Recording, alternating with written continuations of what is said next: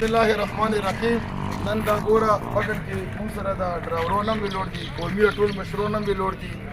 د نبی کریم صلی الله علیه وسلم حدیث مفهوم ده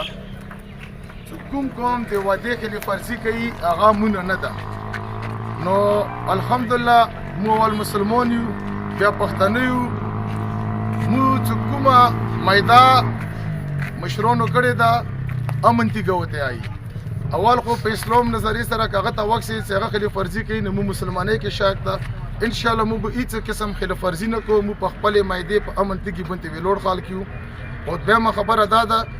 صدا امن تګه حکومت شوی د مدیر قدرمنو مشرونو کړیا هغه مو سره ډېر ذاته د کشر اټول مشر پسې ورسته ویلوړ ده. مو حکومت ته میاشتې میدا کړیا امن تګه هغه به ان شاء الله برقرار وي. دا روډ د کور می دا خلاص ده که شپې 2 بجې پر اچي که 2 بجې پر اچي که 3 بجې. او کاینلی زه ګورنمنټ ته او بالخصوصا توري کوم ته دا په هم کول غواړم چې په پټای باندې په غلطو لیارو باندې تاک دا اوس مو ته ځای کوم وروتلی چې څوره انساني سمګلرون یو دا مو نه پرېږدو. مطلب دا چې په پیسو وړي په دې کې لیزای خالین ول دي توري ماتو ته چې ته د خپل قوم نه پښتنه وکړه که سرکاري څه ایلیمنټس ورکې مطلب دغه وي لون د طبقې کې هغه د خپله پښتنه وکړي. مو د یایو چې دا خلک سیده لیاره خلاصه نو په ویلې د په غلطو چې ویلې چې بیا دین اکسیډنټ وشي دینه بیا ټول قوم ته او کور مې کې لجاره چې بدامني مو پر امن قوم یو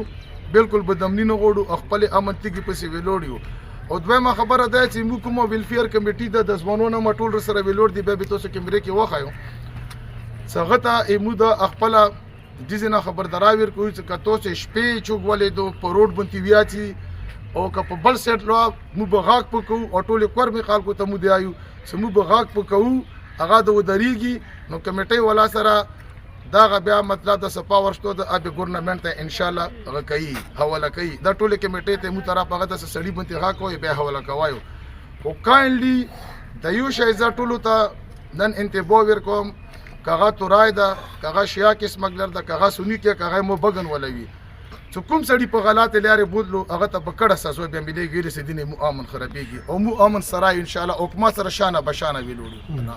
کمیټې د مونږ بخت نذیر نه مده مروته کوم ځای راغلی اوس له پړه چینار نه راغله څتلې څه مسله دي چې مې ته دا پیښه شوی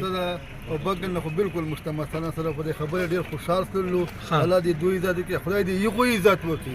چې خیر به دې پر مې کرای شي ټول مسلمانانو ډډا څه یو خار ور د تکولو د سیده باندې چې وته څه نه کوم تر سره دا اوس به کوم ډډا وځي څه نشته ډیره